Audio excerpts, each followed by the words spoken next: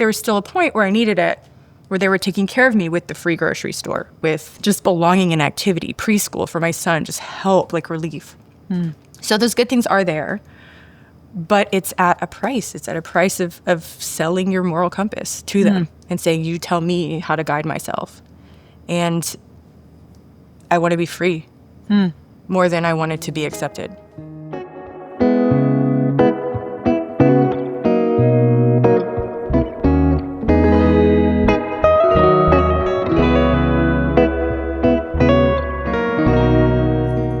I'm Mira Kaddoura, and this is Into Healing, Austin Edition. On this episode of Into Healing, Julie Tighe, a humanitarian and environmentalist, shares her journey leaving Mormonism, a faith she shares is tied to settler colonialism, racism, and patriarchy.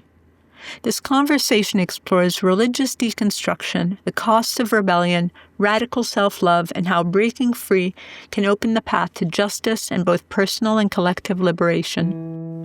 If you support our mission of giving everyone a way into healing, please consider becoming a paying member through our Patreon. Your generosity will help bring more meaningful conversations to the world. Hi, Julie. Hello. I feel this is like, it's going to be really hard for me not to laugh talking to you because I feel every time we talk, we giggle half the time. Like middle school girls, friends. I love that. And I'm so happy you invited me here. There's a truthfulness and an honesty about you that I so admire, especially, I mean, I've lived in America for 2 decades, and there's a honesty about you that I find so refreshing and just so inspiring. Thank you. I feel like it might be extraterrestrial, but thank you.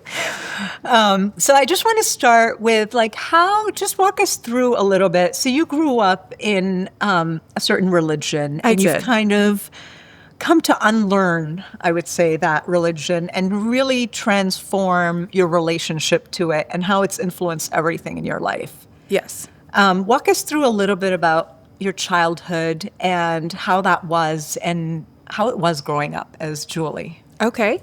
Well, cat's out of the bag. I was raised Mormon, very, very strict Mormon. And I am a descendant of founding families. So there's a different set of expectations. There's a whole hierarchical order. So when you grow up in a very strict and stringent religion, at least in my experience, everything is church. It's a very insular society.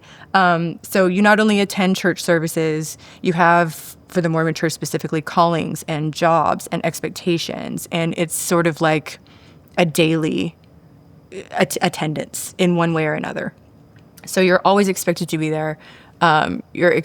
Girls are taught completely different mannerisms, and they have different expectations than boys. So with girls, and this obviously never worked for me, it's be quiet, be meek, keep sweet. And from the time you're a little girl in this religion, you are conditioned to be the perfect woman for a man someday.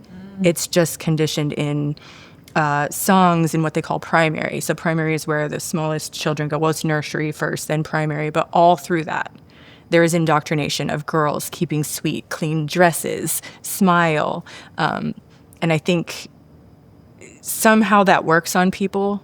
But for me, it never worked. I was always loud. I was always obnoxious in what I think now of as a good way. I asked the wrong questions out of just simple curiosity. And so then that simple curiosity is met with severe discipline. And so I guess it's supposed to work and kind of break you, and you eventually just conform to society. For me, it never worked within that religion. I couldn't do it.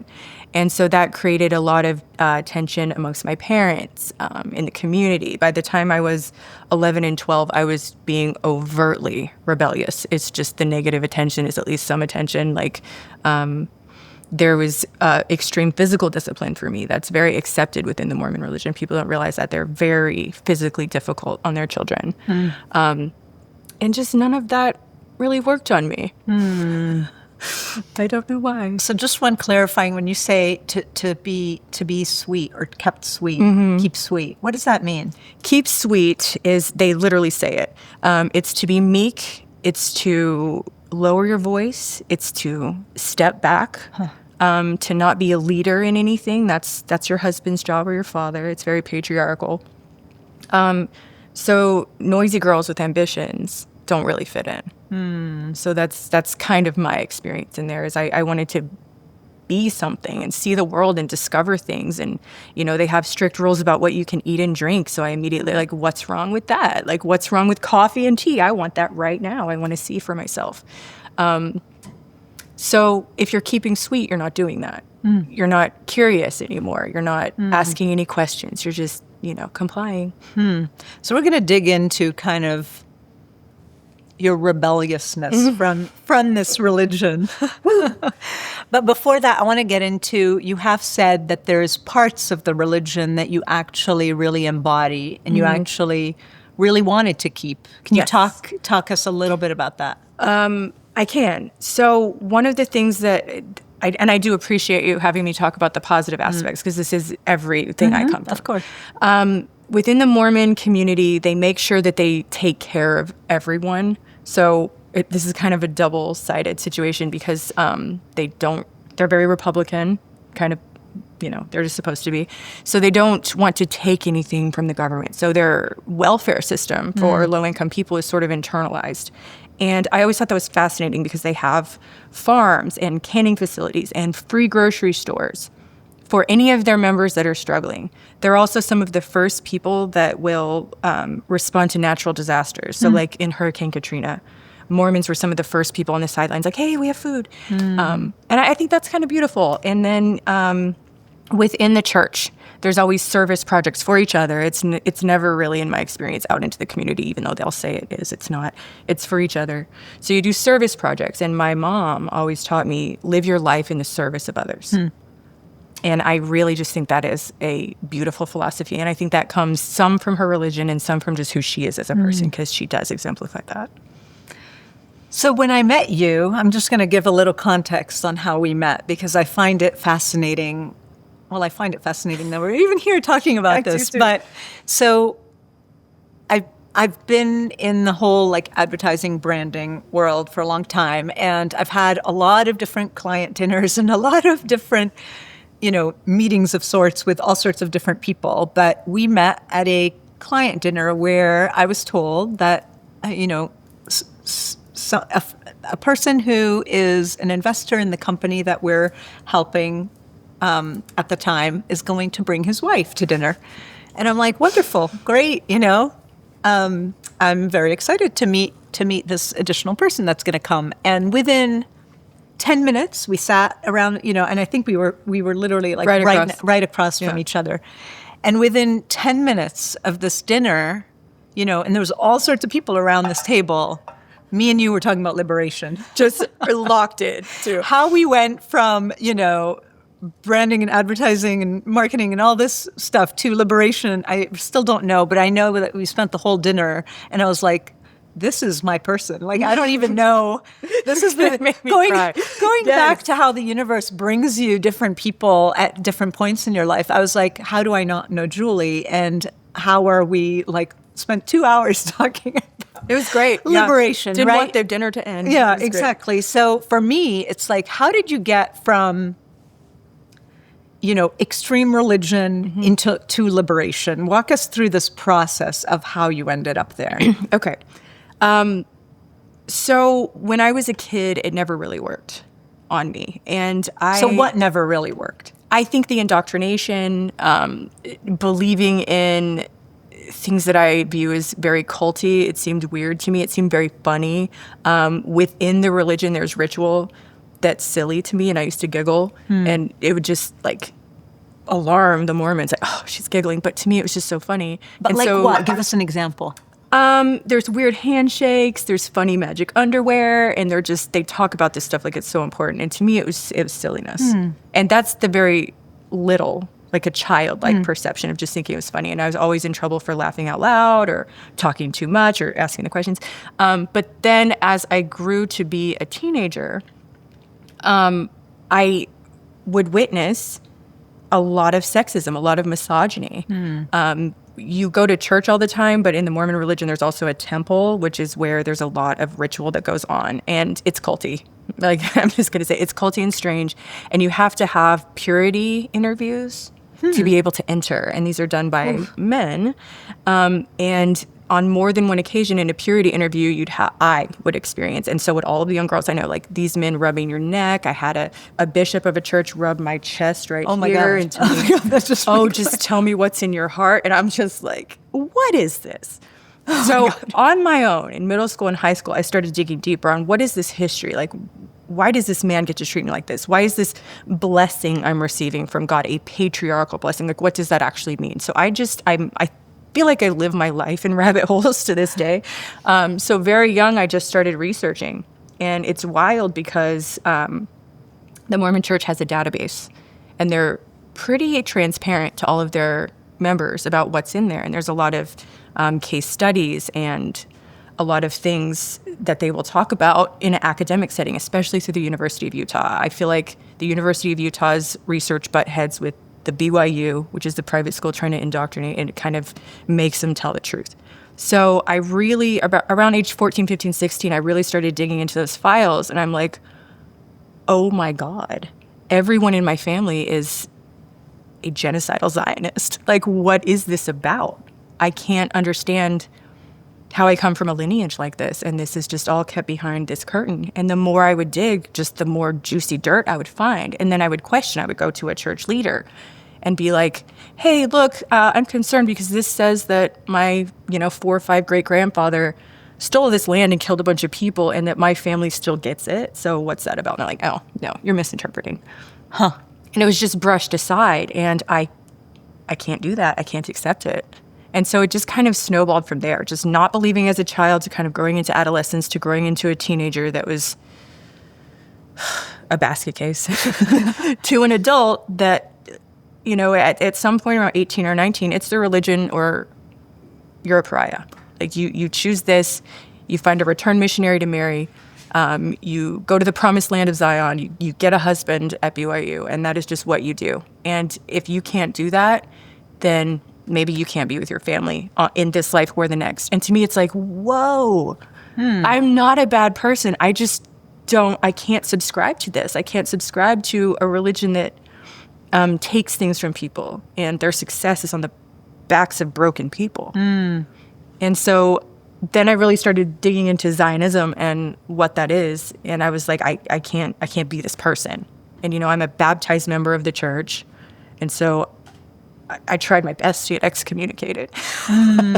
That didn't work. So eventually I just had to, physically leave. And there was a while, even in early adulthood and early motherhood with my oldest child, where I was just feeling like my family slipping away, and cousins that have been my best friends for life were kind of letting go. And it's really silent. You're just kind of ostracized, and it's lonely, and it's sucks. Oh, yeah, because, religion oftentimes creates belonging, right? Yes. And the fellowship in the Mormon religion is so strong, and the support. Like, even as a single mom, like, oh my God, they would just clutch their pearls at single motherhood. But there was still a point where I needed it, where they were taking care of me with the free grocery store, with just belonging and activity, preschool for my son, just help, like relief.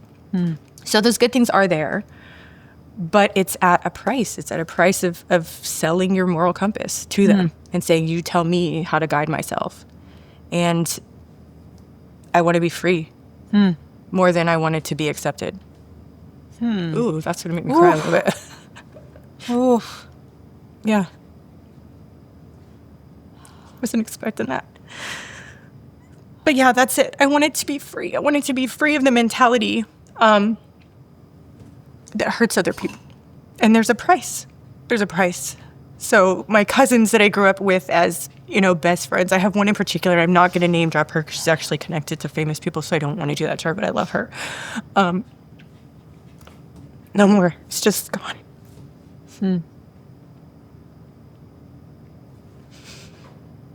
But I have not a single regret. So freedom feels better, I guess. I want to dig in a little bit into radical self-acceptance, because you've said to me, they will not like you, but you will like you. Yes. Tell me a little bit more about that. Okay. I think my best memory and where I started figuring that out is I was 15 years old. I'm going in for my third or fourth purity interview, darling girl, blue.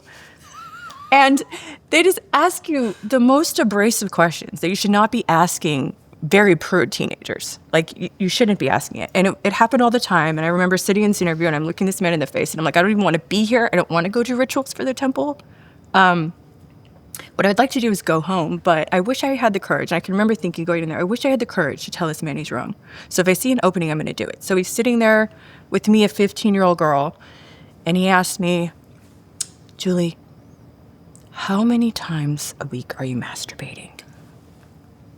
And I was like, what? And he's like, you need to share with me. We need to make sure that you're pure of heart and action. How often do you masturbate? And I just looked him dead in the eye. I was like, how often do you think about teenage girls masturbating? Oh my God. And I got kicked right out, escorted out. And I remember in that moment thinking, yes, I did the right thing right there. And I know I did the right thing because 10, 15 years later, people start moving away from the church and, Facebook's around and I get all these messages from people that I went to church with. And I had 2 women in particular at different points in my life message me and like, that day, you changed me. Oh, you changed me. And I was like, man, that's so cool because I remember walking out of there thinking, this is it. This is the person I want to be. He can't talk that way to girls. He can't talk that way to me. He can't talk that way to my friends. Like, that's such a horrible thing to ask any person. Like, what does it matter if I'm here to do the work of the Lord? Like, let's stick to that. Oh my God. But they're just so concerned about the purity of the young women. And so then I think it was at those 2 points. I was at 15 and then later at like 25, 27, I was like, I like that girl. That teenage girl that would just boldly do that. And then like when you tried to control me, smoke cigarettes in the parking lot just to get kicked out of there. I love that girl. You're not going to tell her what to do. And, you're told as a teenager that form of rebellion is not good in general. Just like even outside of the Mormon realm, you don't talk that way to adults and you don't misbehave in public. And I do. I do. And I hope that I have taught my daughter to defend herself in that way because being the kid I was grown into the woman that I am, if someone asked my daughter that, I think I might. It's a good thing I'm married to a lawyer. And you are a lawyer too. No. I'm not a lawyer. Oh, I thought you studied law. No. I studied law. Yeah, I didn't go the whole way. I studied environmental law just to kind of connect it. But no, I'm my better half is a lawyer. He's got his work cut out for him with all the trouble I caused. So it's better that way. I'd be disbarred if I were an attorney. But I like that part of me and just accepting that person so young that questioned that I was just conditioned to believe was someone that was bad, was someone that, there's a Mormon folklore thing called the outer darkness. It's like the worst thing that could happen. There's no hell in Mormonism. So that's like the worst thing that can happen to you. If you're relegated to outer darkness, you will never in Outer eternity. darkness means outside the religion? Outer darkness is it's in heaven. So Mormons have a 3-tiered heaven. There's no hell. There's just like celestial, telestial, terrestrial, or something like that. I might be getting the words wrong. And you will go to one of those no matter how good or bad you are, unless you reject the religion. And then you're just cast out into outer darkness, like just floating in space. Which, I was like, how mean. Like, that's just so mean. I guess that's where I'll live. Okay. And so then I think when you get to a point of radicalization like that and accepting yourself, you realize that you had to do that as a form of protection from systemic abuse. Like, and when you look at these religions, that's abusive. Like religion, and I think religion itself is kind of neutral, and it's up to like the people that are running things to figure out if it's good or bad. But in my experience, this is very negative. And so when I radically accept myself, I feel like it sends a message, at least an energy message, to other people that might be stuck within the religion, like, hey, you can just say no. And there are people on this side that love you. So then as I got older and like approached my 30s, I got involved in an ex-Mormon group.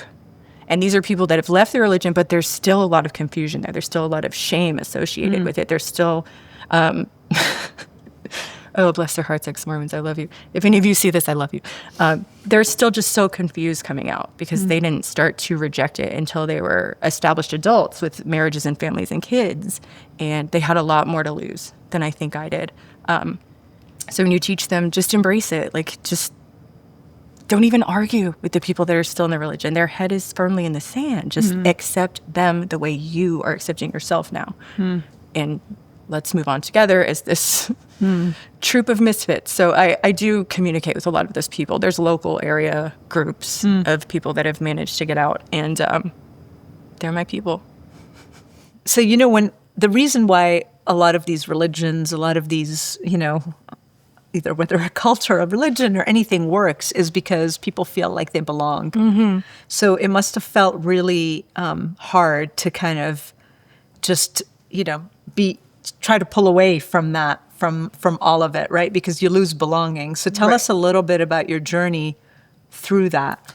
So you develop coping skills, which in my case, and just full disclosure, were extremely unhealthy. I did a lot of, you know, you're not allowed to do certain things in Mormonism, like, you know, you can only eat so much meat, or you can only, like, you can't drink, you can't have coffee.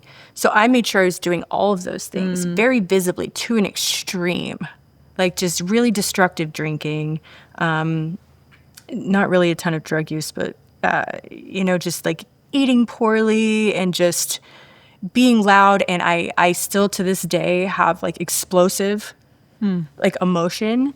And these are all very bad coping skills. So when I was first coming out of it and like swimming against the current of release of the mindset, I coped in very bad ways, just whatever I could do to shut off the noise. I have since become a sober person, and I work with a therapist for like emotional relief. I have an extremely patient and loving spouse. That helps because I was promised that would never happen. So the coping is still there. I feel like I'm still kind of on shaky legs just getting out of it, because it's such a monstrous past. It feels like being chased by a beast. But at some point you get across a cavern, if you will, and that beast can't get you over here. Yeah, and it's weird sometimes how when that stuff happens, you end up hurting yourself, which is not really the best way to work through something. But it, you know, you're leaving for all the right reasons, but then you harm yourself. Yes. You know, you're leaving because you don't want to harm others. Right. But then you end up harming yourself. So maybe speak to that a little bit. I feel like for my own journey, that's exactly what happened. Like, I don't want to hurt anybody else. I don't want to attack people that I feel like are victimized. Like I'm saying, one of my most favorite, precious people in the world is my cousin. And I'm never going to tell her she's wrong. I love her to pieces. She's just in the shit. She's in it. She's in the thick of it. There's nothing I can do to save her. And that's frustrating. That's frustrating, and it hurts. Like, I view my mother, a very devout Mormon, as someone that is so wildly intelligent and accomplished and just a good person. But she also lives in this duality. I can't save her, and it hurts. But I don't want to hurt her. So you cope with substance abuse, or, you know, explosive anger, or a number of other things, at least in my experience. And it's very true. I don't want to hurt anybody in the religion. So where do you put that energy? Because it's still, the energy is still bubbling up. It's still there. The energy doesn't disappear. It doesn't disappear. It doesn't go into anything. So the only thing that works for me is to turn it into good. It's to jump back to what they taught me. That's why going back to gardening, making food, all that stuff. It's like that's a way of channeling all that into something good. It is. It's a way just to feed somebody that I've been told is lesser than me, like whatever religion you practice is wrong. We're the only right ones. So feed those people, and that's the best I can do. And that feels maybe so small, but it's really not. Because if we all did that, maybe we could brush some of this aside. Hopefully. We are. I mean, I don't think we see it because the dominant narrative is so prominent, but I feel like I can see all the cracks and all the movement. Like yesterday I was saying to a friend, like, for me, I feel like all the people doing the work, the small work, feels like a colony of ants. Yes. You know? And it's just there, and it's happening, and everybody's doing their own little thing. And I feel at some point it will it will break. It will start changing things drastically. You know, it just takes a while. That's why they keep kicking the ant bed with politics and distractions, because they know if we're not united, we can't move as one. And we totally can move as one in love. Yeah. We really can. Yeah, well, I say, you know, like my dividing line has become, especially the last 2 years, is I want to be in a relationship with people that believe in life and dignity for everyone. If we can't align on that, I don't think we have anything to say. I love it. Mira for president. I don't think that's the platform. I don't think we have anything to say for each other. You know, that seems so basic to me, but it's so powerful because that is what a lot of people do not believe. A lot of people do not believe that people deserve life and dignity. And it's like, I'm sorry, but like, it's very hard for us to, you know, have a conversation, right? And you have to get really comfortable with people not liking you because you think that. Yeah, and totally. Once you're comfortable with that, you're kind of bulletproof. Totally. Yeah, when you don't care about what other people think, you know? I think there's such power to that where you're not. I think, especially as women, I think, you know, outside of even religion, I think we're socialized to please. Yeah. We're socialized to people please. And I feel it takes a long time and a lot of work to get to the point where you're like, I'm going to say my truth. And that is really powerful. And, you know, I'm not going to stay quiet to please somebody. And I think there's a lot of power in that, but they don't want us to have that power. They don't, but I was born that way, so there's nothing I can do about it. I can't be silent. I can't. Not in times of atrocity, I can't. I wish I could. If I could just stay silent, like, you know, drive a BMW and like go shopping, I would. I can't. I'm not built that way. So that if you spread that, I'm not built that way. It's okay to stand up and be brave. It's actually really hard to stand up against the status quo. It's terrifying. I wouldn't wish it on anybody. It is. I think there's safety in the bubbles. I mean, absolutely. I mean, even this conversation, right? Like, we don't have to be having this conversation, but we are. And we'll get in trouble for it. We are. Just saying this. Like, man, I certainly wish that everybody had dignity. We're terrible. We'll see what happens. I'm good with it. Say what you want. I just think everybody should be free. Yeah, I agree. So you say you didn't believe what you were taught at such a young age. What didn't you believe? The Joseph Smith version of and Joseph Smith Christianity. Is the founder. He's the founder of Mormonism. Everything from polygamy to a Godhead hearing and knowing everything that you do, and just the baptisms, and there's a whole thing called baptism for the dead. That's one of the temple rituals. I just thought it all was silly. It just didn't work for me. And I can remember they baptize you, not baptism for the dead, but you as a person when you're 8. And they put this heavy responsibility on a child, like, you are now a full adult member of this religion, and all of your sins previous to now have been washed away. But if you make sins from now forward, this could be bad things for you. And it's like, these kids are 8. Wow. Like, that's as old as my kids. Right. Wow. We're trying to think about like popsicles and staying up late for bed, not like, who am I going to marry and am I accepting? Like, it's just too heavy for kids. And I can remember being at my own baptism. It was on my birthday in whatever year I turned 1989. And I'm sitting there thinking, you know, and it's just confused. I'm like, oh my God, God and Jesus are going to be able to see my thoughts, and they're going to know that I don't believe this church is true, because testimony is a very big thing, the public testimony, public confessional in front of everybody. And I really thought that they were going to see that I didn't believe. And it scared me. And, you know, from then on, I had to kind of cut it off and figure out at 8 years old.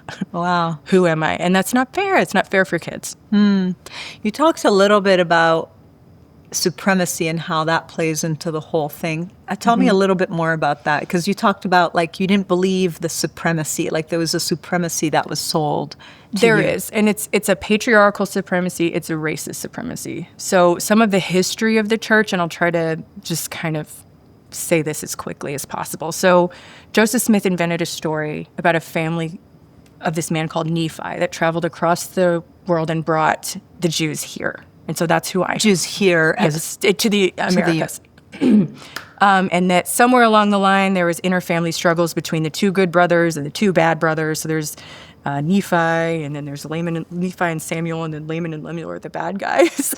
And it's like D&D. So they get to the Americas, and the two bad brothers, God turns their skin dark. So they become the black slaves who deserve to be slaves, and then the savage natives. And these are just bad people.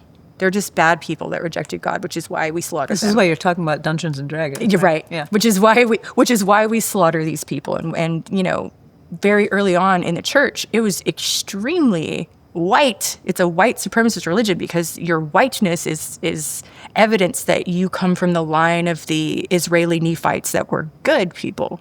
And so anyone that's black is bad. And, the church did a 180 on that around 1978, because this is what the church does. The leader of the church, or they call him the prophet, and the quorum of the 12, there are these men that are exalted, and they will have from time to time visions. And God he's changed it. He's changed it. Black people are fine now. So it's like, okay, black people are fine now, but the fact that you have drawn so many white supremacist people, including members of my own family, into this religion, they've not let go of that racist mentality. They have not let go of that sexist mentality. It is still very live and well to this day within that religion. Like, everyone I know is a racist and just really looks down on people of color, and it's in there. It's in the underpinnings, but they have such good marketing as a religion that it would be like, oh, well, I know Mormons. They're just so nice. It's not true. It's just not.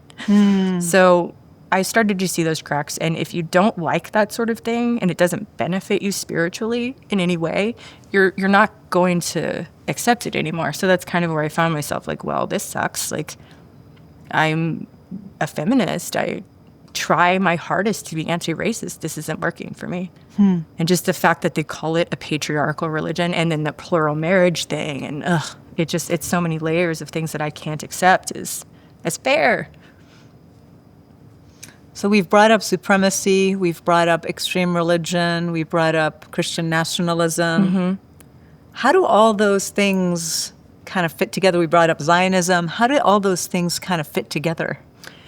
My theory is that when you embody those things in a society like America, that can get you ahead with money. And I feel like that's what it ultimately comes down to, is money and power. This is a very young religion, very powerful. They have political control of more than one state in this country. And they do run those politics as though it is a church. It's a mini theocracy in Utah and Idaho and moving into Arizona, and it is spreading. And I don't think that that's the right way to be. I think these people are power and money hungry, and that they will hurt anyone to maintain that power. So it's interesting. When I learned about Zionism, and this was in college, I've been around Zionism my whole life, but I think I really started to learn about the origins of Zionism in college, and I was taught about Herzl in the kind of late, 1897 or whenever he founded Zionism in Europe. And then when I met you and started having these conversations, I was like, oh my God, Zionism was born in America? In America. So maybe you're so not like you've done your research and you've kind of dug into the facts.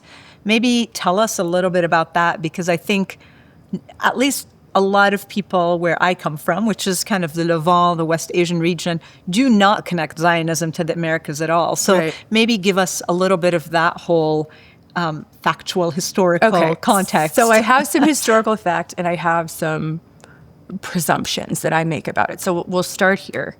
Mormonism was founded in upstate New York in 1830. And if you look at the historical records, it seems like it was just kind of like a socially popular thing at the time to begin a religion. It's where Seventh-day Adventists and Campbellites and all of these weird sects of Christianity kind of formed. It seemed like maybe something cool to do at the time. I don't know. So Joseph Smith invented Mormonism, and he wanted to spread his religion.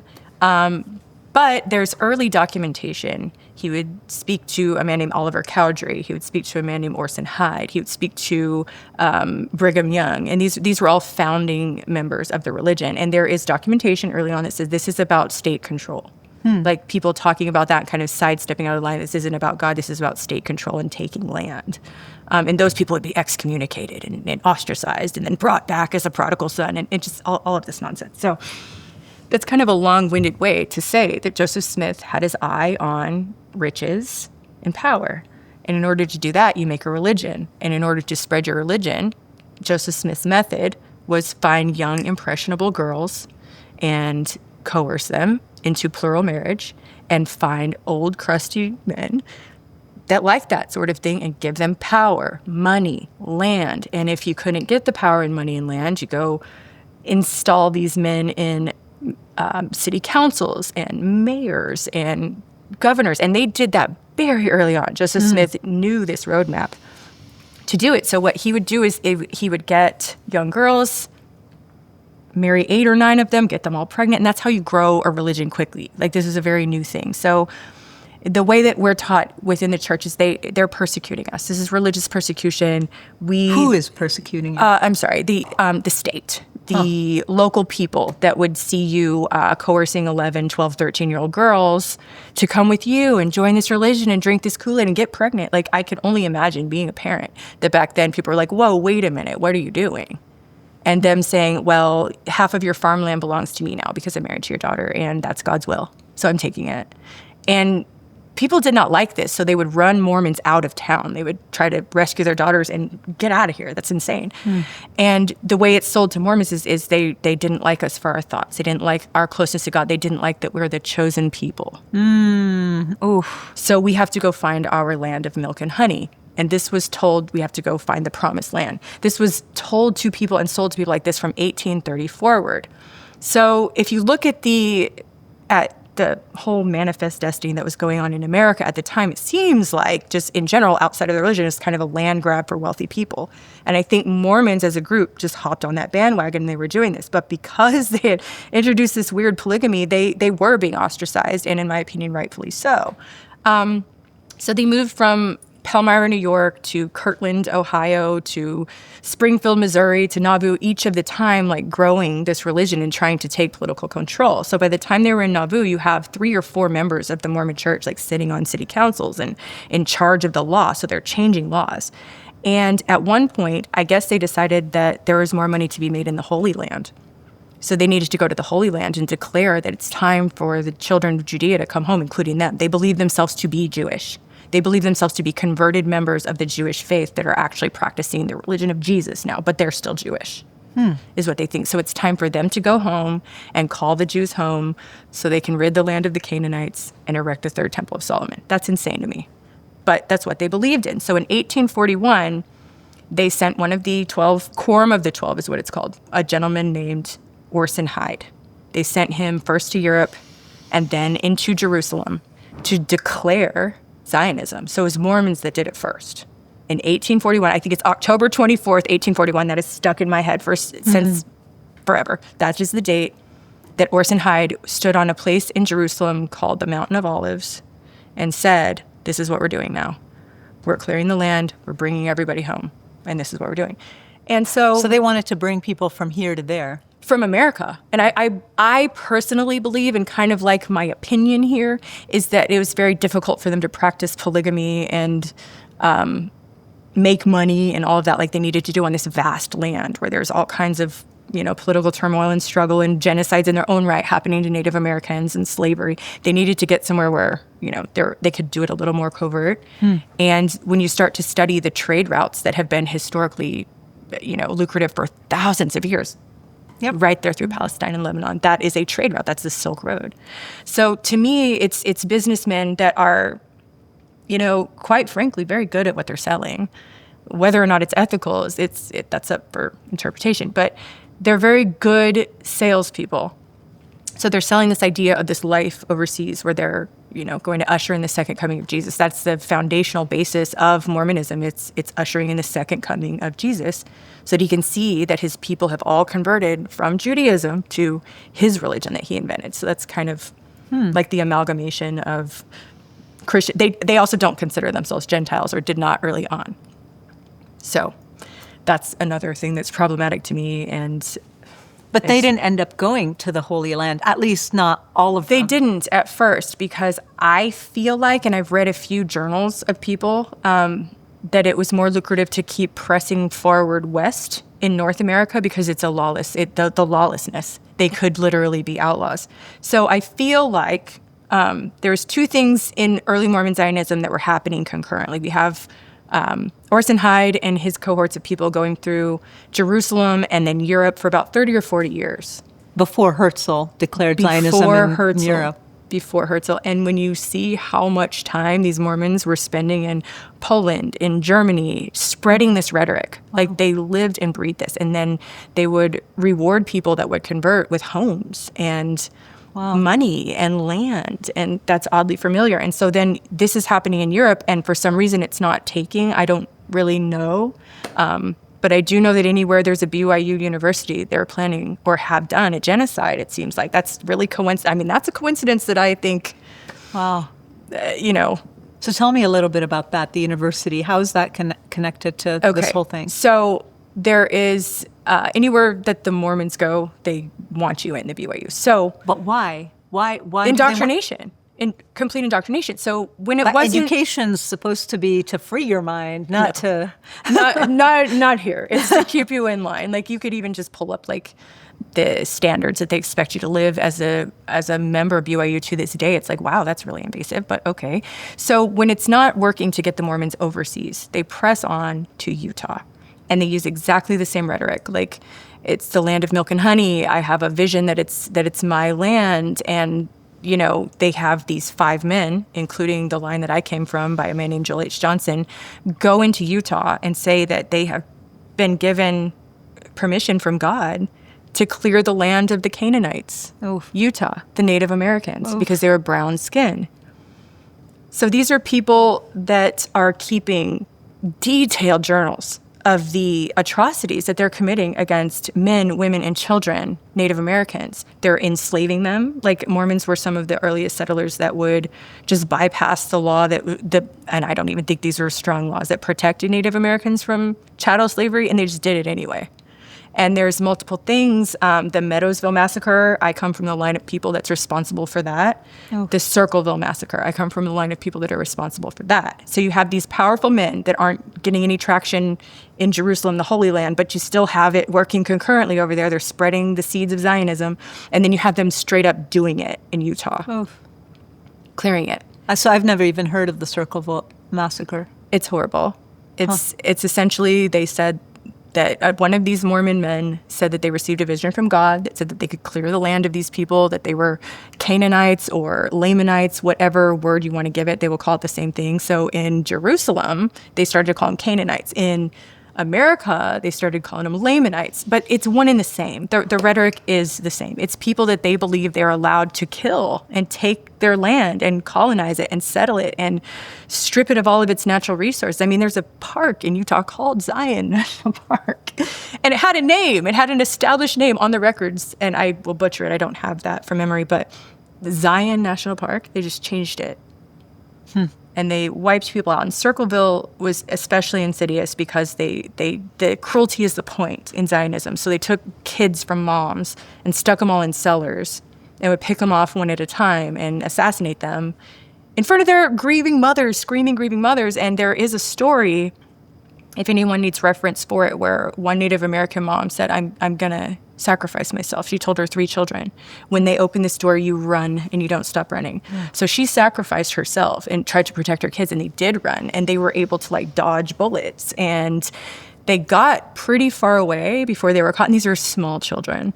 And this is the worst story possible. So they ended up selling the 2 older brothers into chattel slavery. And the little girl, who was a toddler by reports at the time, this is so hard to say, they bashed her head in front of spectators against a wagon wheel and said, this is what you guys have done to these children because you didn't want to buy them or marry them or something. Look at what you people have done to keep the Mormons in line by just this cruelty. And then rewarding all of those people that are witnessing this with their land and their homes and these Native American people's established agriculture. They just took everything. Said, it's ours. God said we could have it. This is our promised land. This is the land of milk and honey. And this stuff is on the records as early as 1840s, 1850s. They were doing that before they were doing it overseas. It's just a copy and paste of today. So when somebody says, like, this land is owed to me, and they use that to kind of... God said. Like when they use that as an excuse to literally erase a people, how do you argue that? How do you... You can't. Because the erasure is the point. And then you're dealing with settlers and European people that were brought over here, you know, that don't remember our European roots. Like, I'm one of these people. I don't remember what it's like to be Irish. So the erasure and the cruelty is the point. Why? Just for money and land and resources? Money and land and resources. And if you look into the things that were built off that cruelty 100 years ago, 200 years ago, you got Deseret Industries, which people don't look into this stuff. You have a couple of years ago, there was a huge scandal within the Mormon Church that like $12 billion of taxpayer money is missing and ended up going into real estate in Israel. Like, what is this? It's just layers and layers of like theft and erasure, and it makes no sense. And the people at the top of this religion have been at the top. Their families have been at the top since the beginning. And that's why I get in so much trouble. It's why I cause such a stir when I speak out, because I'm a direct descendant of a man named Joel H. Johnson, who was a very prominent poet and songwriter within the church in the beginning. And he's responsible for writing hundreds of works of Mormon poetry. And he was just confessing all of this. And, you know, these were... the things that he was writing are insane. To this day, it's like, why are you journaling these atrocities? But in the day, it was like seen as a victory. Oh. So they made the mistake of publishing it. It's available, and the University of Utah, like I said, has great articles to read, great case studies, and just historical evidence that that's what these men were up to. And there was even one point early on, before Orson Hyde, the one that went to declare Jerusalem, was talking to another member named Thomas Marsh. And in the beginning, Thomas Marsh was like, I think Joseph Smith is just trying to steal land. And I don't know, he's trying to make it a state. And they talked about it and put it on the record and actually signed an affidavit that said, you know, we're concerned that this is what Joseph Smith is doing and that he's kind of like got a screw loose. And maybe we should do something about this if we actually want to practice the religion. He had a moment of clarity and maybe morality that was quickly stripped away because he was excommunicated. He lost his land. His wives were reassigned. And so then Orson Hyde comes back 2 years later, reassigned. So then Orson Hyde comes back 2 years later, is like, oh, I recant everything. I'm sorry. But these documents are still there. So these men knew. They knew this was about controlling the state on a political level. Zionism is a political tool. This is not a religious tenet. And if it is a religious tenet, it's a Mormon one. And it has nothing to do with Judaism. Sorry, I said it. I said it. Zionism is a Mormon construct. So is Zionism using Judaism? It is. It's weaponizing it. And you can weaponize, I think, pretty much any Abrahamic religion or any religion that subscribes to a Bible or, you know, a text or any sort of, you know, divine messaging. You can just say, well, God told somebody this long ago, and sorry, it's a prophecy. And it's such a cop-out. It's such a cop-out for humanity and just compassion and empathy in general. It makes you erase those things. And I that's another thing I just can't do. And when I started digging into this, I was like, wow, my families are... pretty horrible. This is a pretty terrible place to exist.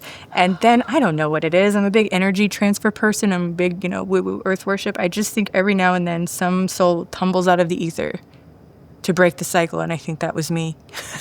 Maybe that's why this rough it up at a business dinner. We're supposed to be buttoned up and talking about marketing. I'm like, you know what? Free Palestine. And you're like, who is this? But that's kind of my role. Whatever it is that I was meant to do in this world, it was to stand up for the downtrodden and to say no to systems. If I am the only one standing there saying, hey, this is not right, I'm comfortable with that. I'm not afraid. And so that's kind of what I have to do now, because we've seen this. There's no Paiute Native Americans left for a reason. And it's because of people in my bloodline. And if we don't correct this, it just keeps moving and eating this dark wave of fascism. It doesn't stop consuming. Its appetite is insatiable. Because if there's more to have, there's more to possess, there's more shiny rocks, they want it. And it's not fair. Yeah, it's so interesting that there's like two things happening. There's the quest for literally land and resources, money, more, greed. And there's the weaponizing of people who are going to do the dirty work for us. Exactly. And there's these two things that are happening at the same time, and they're working together to basically, create this And in Mormonism, it's hush-hush. But then somebody along, and I don't have the names or the lines yet. I'm sure I could find it if I got down and studied enough. But someone taught this to Herzl, and he wrote it down. Like, he even said, like, let's demoralize the poorest Jewish people among us. Let's send them into the promised land first and make them do all the hard work and then make them live as our indentured servants. That's the roadmap. So that's like Herzl wrote this down in the Jewish state in 1897, this is how we're going to do it. We're going to send the people that just really need a job to go build all of our houses and herd other people and put those people in militaries, and those of us with the money, we could come and just be clean. We're just practicing our religion. That is the recipe, and it's exactly the same as it was in, Mormonism, and it was as atrocious then as it is now. It's still atrocious.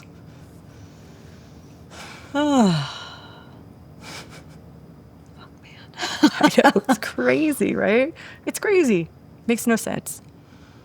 It makes no sense, but it makes all the sense, too. Mm-hmm. I mean, if you're just hungry for power and money and greed and you just can't get enough, it makes total sense. Yes. If whether it's, we're talking about Native Americans, we're talking about the people that were enslaved in this country, whether we're talking about Palestinians, like, these are the people that have been so dehumanized that can just be used, right? Absolutely. Absolutely. And when you tell little children, because I experienced the indoctrination, when you tell little children from birth, the whole world wants you dead because of your love for Jesus. It's like, well, that's not fair. Tell me more. And then they tell you this skewed version of how the whole world hates you. And look what they did to our leader. They tarred and feathered Joseph Smith outside of a prison, and they attacked his brother. Like, look at this. It's because these men were rapists. They were stealing girls. And, no, I don't want to, it sucks to hear about any human, even a bad one, being tarred and feathered like this happened to Joseph Smith. But they use the persecution complex. Zionism can't exist without a persecution complex that's deeply embedded into little children.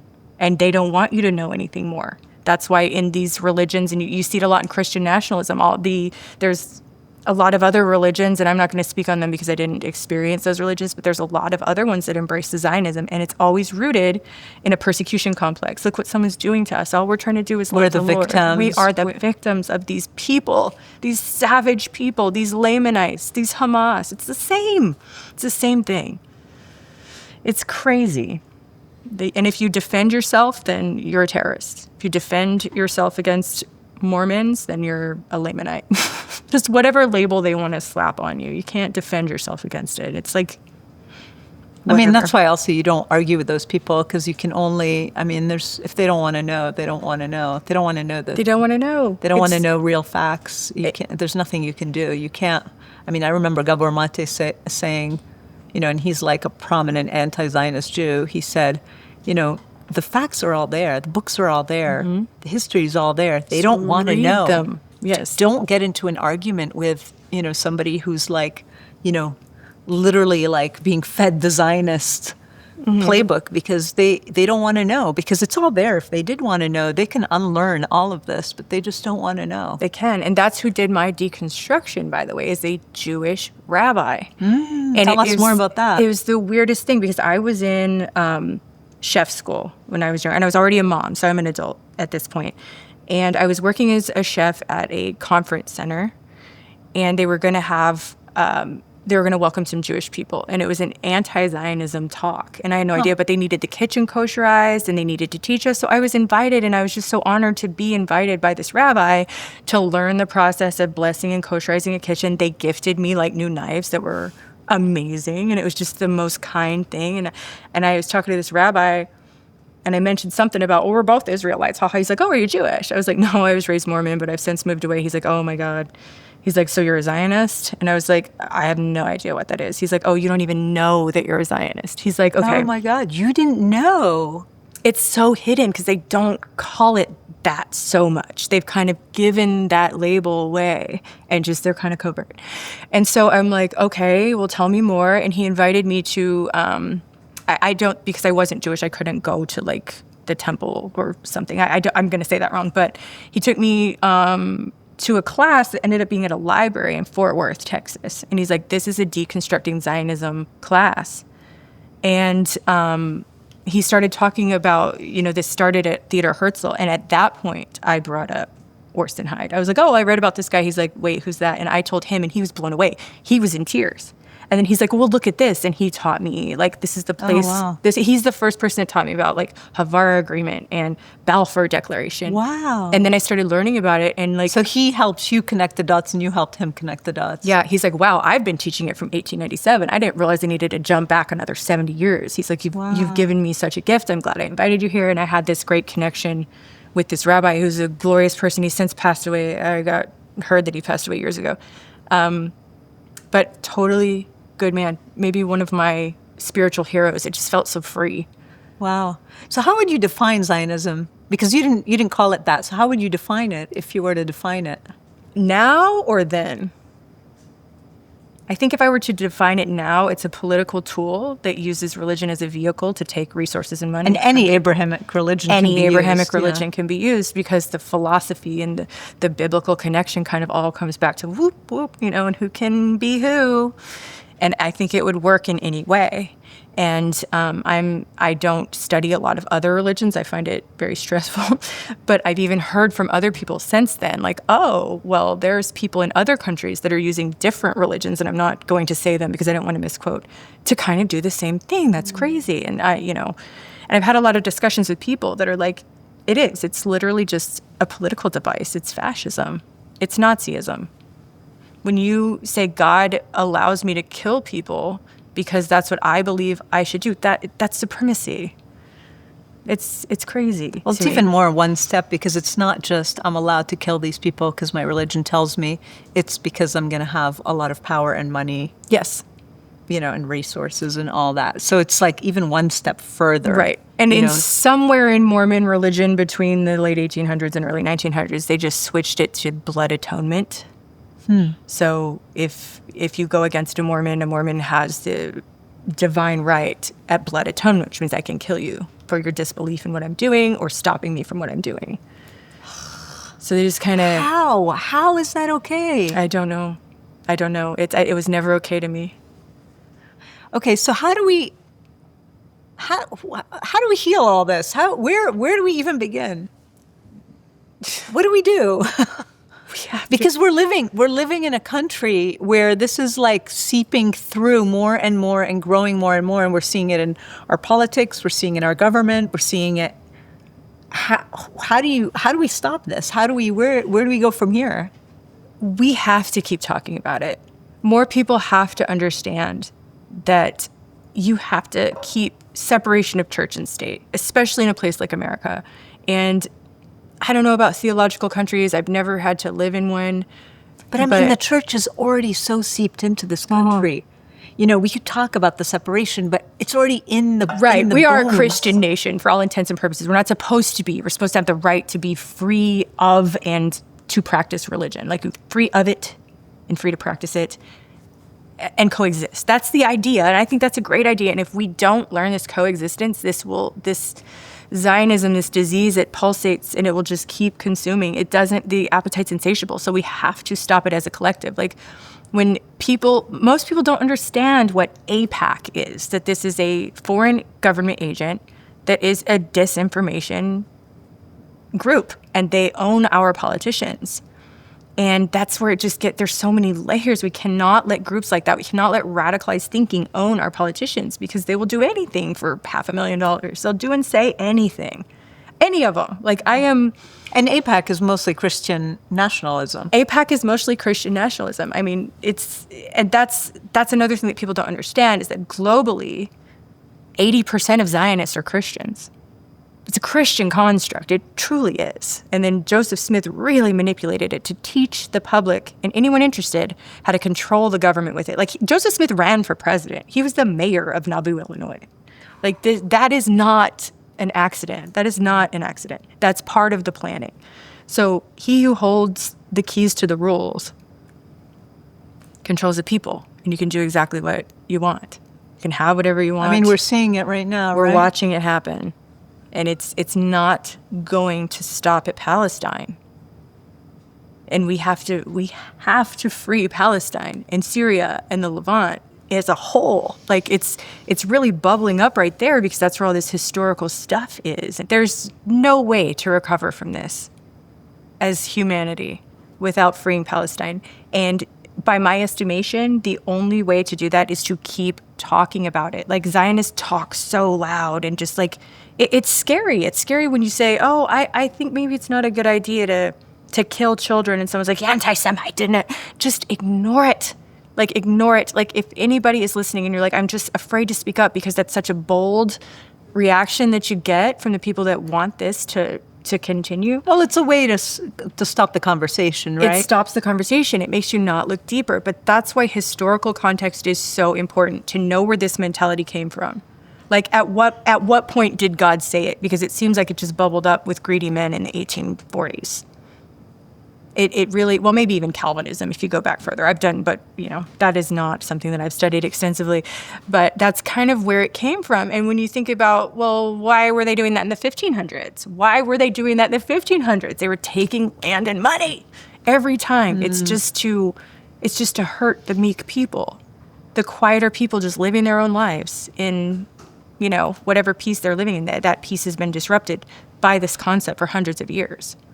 And it's not coming from God. Anybody, using that is just such a crazy, God told you that you're owed this land, so you could go and just get rid of these people? Yes, and it's all the same. It's just different versions of the same rhetoric. It's the supreme race. We see that in Germany. That's not true. It's the one true religion. That's where I came from. It's the chosen people. They also call us the chosen people. It's wild. Nothing. And then, it's the same thing to feed to these chosen people. Oh, well, everyone's against you because of who you are. No, it's not. It's violence is unbearable. And if we sit here and normalize the violence, it doesn't end. And I even think... Well, and people are making money off of the violence. Making millions off the violence. Billions. Billions, yeah. I would argue trillions if you're a country. Yeah. And it's just insane to me to watch. And if you cannot stand violence, you cannot stand human suffering, you have to speak up. Like, we have to fight. And I truly believe in my heart of hearts that most human beings are good. That most human beings are either confused or uneducated or too caught up in, a society where you're barely making it. Like, my heart goes out to working class Americans that don't have the time to go study. They're just trying to work and pay rent. Some people can barely. Right. Yeah. But if you give people a head start, if you're like, just look a little bit deeper, maybe if you ever have any power to vote or to write to a city council person, or to boycott. Boycott. I feel boycott. There's a reason why boycotts are so controversial, right? Like, it's one of the most non-violent forms of resistance. Like, I do not support X company that harms people. And I do that a lot. My husband, he's like, what's on the list? Oh my God, I can't keep doing this to you. But it gets easier as you do it. And I think a good principled way to live is I want to not support this as much as I can. And people will often make the perfect the enemy of the good. They'll be like, well, there's nothing I can do about McDonald's, a corporation. You cannot go to McDonald's. Maybe even just give up half of the time you go to McDonald's. These impacts do matter. People say, well, my one little double cheeseburger doesn't matter. It matters. Oh, of course, everything matters. It matters. So, one of the tenets that I have tried to live by, and no, I am not perfect and I won't claim to be, is that whenever possible, I will support a business that is ultra local to where I live. I will buy secondhand things as much as I possibly can. And even if that's 10% more often, those are impacts that matter. And I buy art and I grow plants as gifts. I just quit participating in, traditional commerce to the best of my ability. And no, I'm not perfect.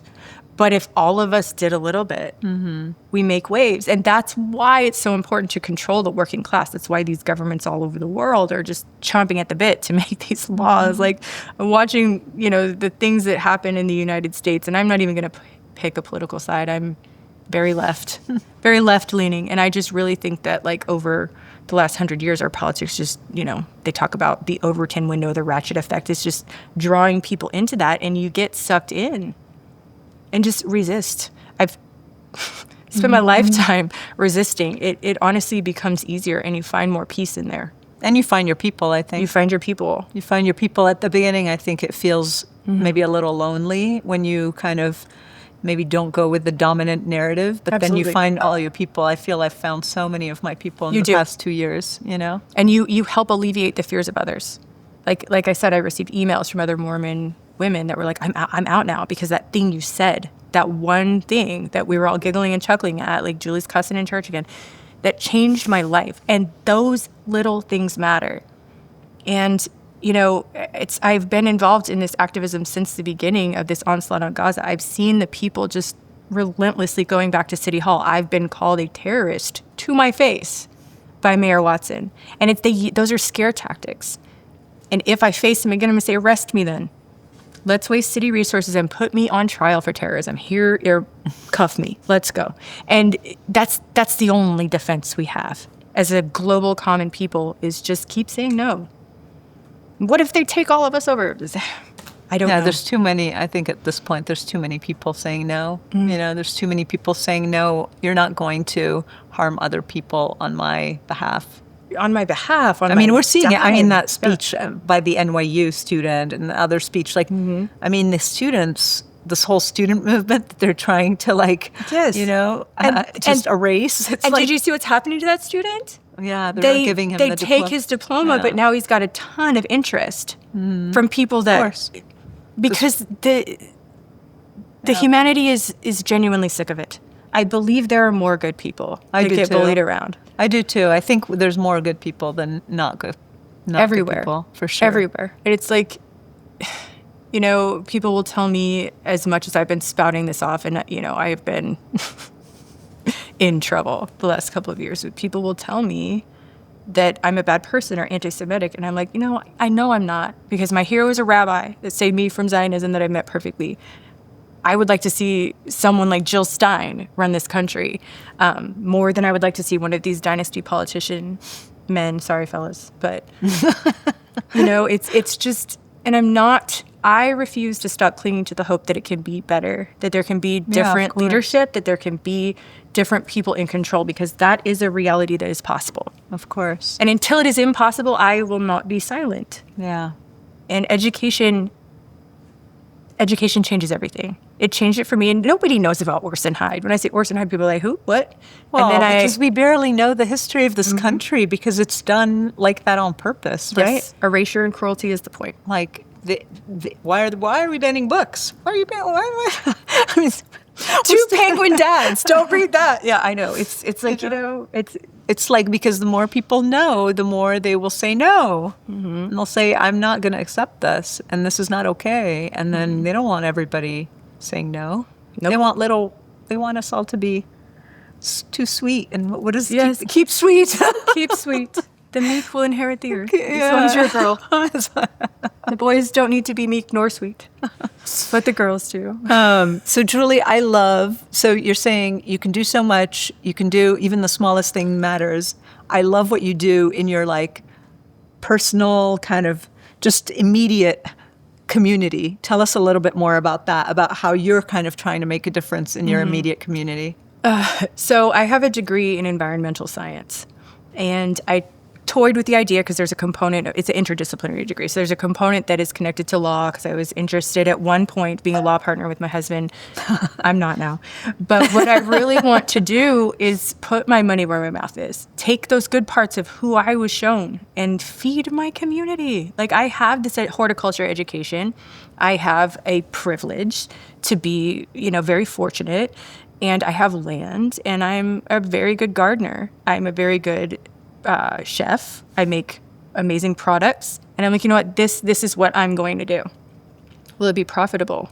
That remains to be seen. But when you have the privilege enough to take that component out of your life's work and be like, what if all I'm supposed to do is feed people? Then abundance and resources find you, as has been my experience. So I have a little hobby farm. There's nothing much to it other than I have found multiple partners now where I can do cooperative businesses with them. I have a beekeeper, a wildflower lady, some people in unschooling education that are coming together and, like, helping me grow this place. And the ultimate goal is a place where You can come and learn, and you can be fed, and you can find resources. And I have nothing official just yet. That's all of that. It comes with time and paperwork. It's in the works. But I will feed my community. If they're going to take away SNAP benefits in this neighborhood that I live in, then I'm going to make sure that kids have lunch. Yeah, you say you feed you have 30 families. That's my goal is 30 families by the end of next year. And if I'm 30 families a month to feed 30 families a month. That's my goal. It's still going to take some setup. I'm still establishing plants and getting, apps in line and figuring out how I want to do that. But it's already working. And I haven't even been at this a year. And when your mission in life is to actually just help people, I don't care who you are. I don't care what your religion is, what your political beliefs are. I don't care who you vote for. I don't ask. If you email me and say, I need food, I'm going to find you food. It's just, it's the basic fundamental of humanity. It's my little bit of seize the means. And there's a lot of people like me. And if each of us grew like something to feed someone else, these things become contagious. And I know that because I've already seen it work less than a year into my mission. So that's what I'm up to. I will be feeding as many families as possible.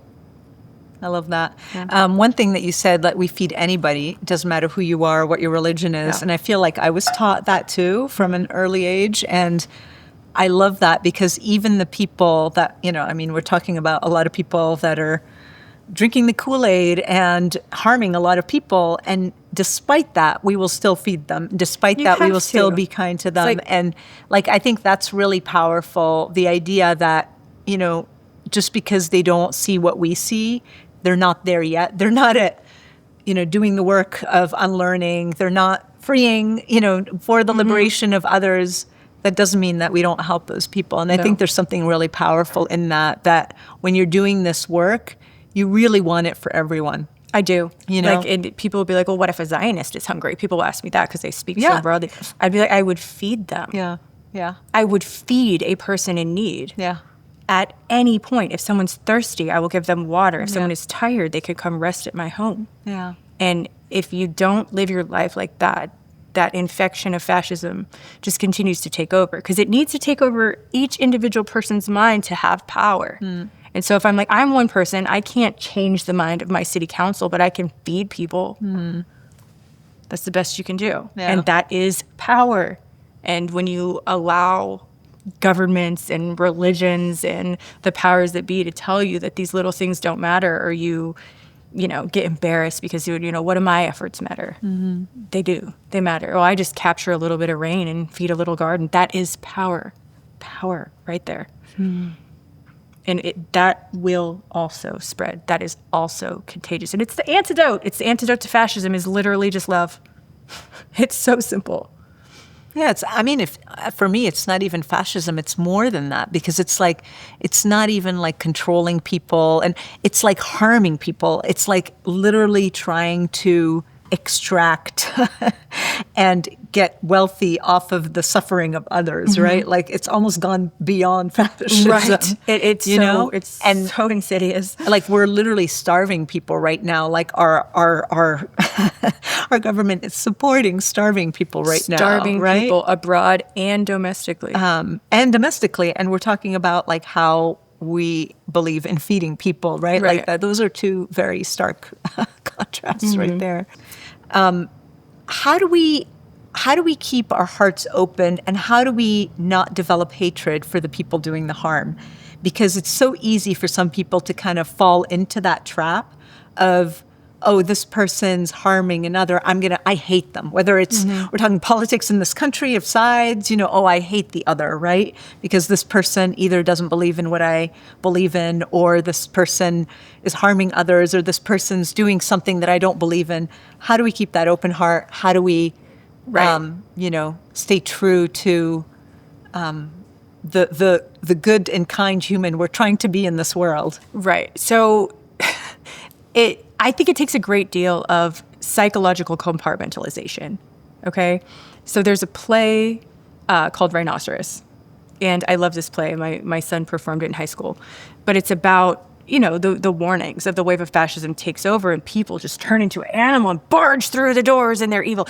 Like, react to the people that are Zionists or whatever other kind of bad they are, racist, white nationalists, you have to shut them off and be like, I will have space for you when you're well. And you turn and you focus your energy on the greater good. There are more people that are good. Yeah, and you have to be convinced, and you have to live it and really believe it with your whole soul, that that is not the majority over there. Those are sick people, and they're very lost. And I don't have the capacity to give you my anger, because that's what you feed off of. You've been trained, like I was since birth, to like, I'm the one that's right. It's persecution and great. They don't reason. So reason with people that are reasonable, and you don't really have another choice. It's why I don't really maintain a lot of Mormon friendships, because they're in the thick of it. And you cannot change somebody's mind that's indoctrinated. And everybody gets better at their own pace. And I will not release the belief in my heart that you can rehabilitate anybody with that darkness. Whatever name you want to give it, whatever flavor of fascism it is in this century, you can't give it your hate, because that fuels it. You have to just say, you guys stay over there. We have work to do over here. We have people to feed.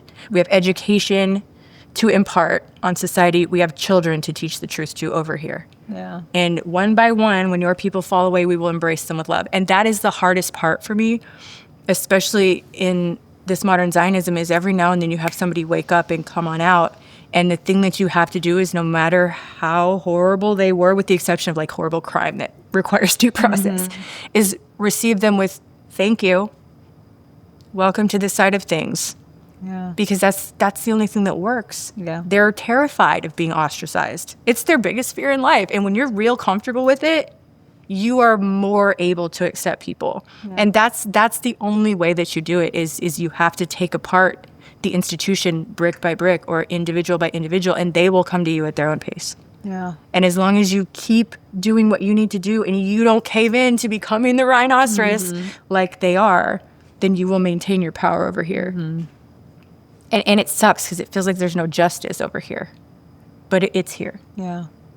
Yeah, I think a lot about my grandmother, who literally was like, she basically endured all the atrocities that we're currently seeing, right? Like, she was of the generation that was, lost her home, her land, all of it. My grandfather died, all of it, right? And never once, ever, her whole life did I see her have hatred towards anyone.